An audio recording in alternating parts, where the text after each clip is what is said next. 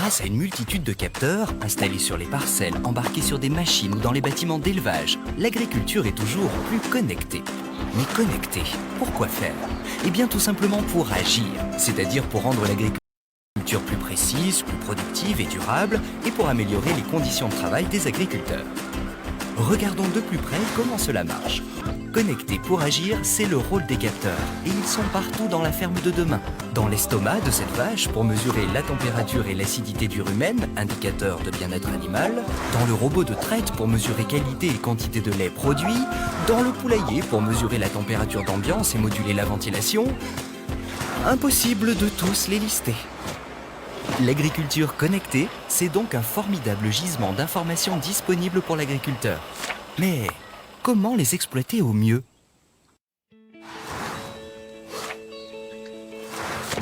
On l'a vu, les capteurs sont en train d'envahir l'espace agricole, du tracteur à la vache en passant par le bâtiment d'élevage. Ils alimentent aussi une base de données techniques. Avec le Big Data, on change d'échelle. La base de connaissances s'élargit. De l'échelle de la ferme, on passe à celle du territoire, à celle du pays, voire au monde entier.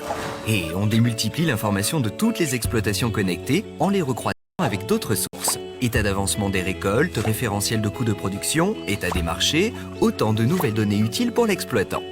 Attention! Alerte aux pucerons au GAEC des cerises. Tous les agriculteurs riverains sont informés immédiatement et en mesure de prévenir l'infection. Département des Deux-Sèvres, on note une forte augmentation des pathologies respiratoires sur broutard cette semaine. La vigilance s'impose. Les informations issues du Big Data servent donc à sécuriser la production, à se comparer aux autres et à prédire l'avenir pour mieux anticiper.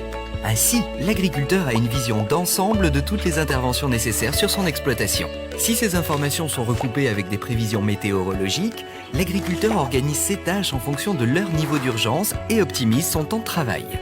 Le top traitement septoriose vient de tomber, mais il fait beau pendant 3 jours, le blé pourra attendre demain.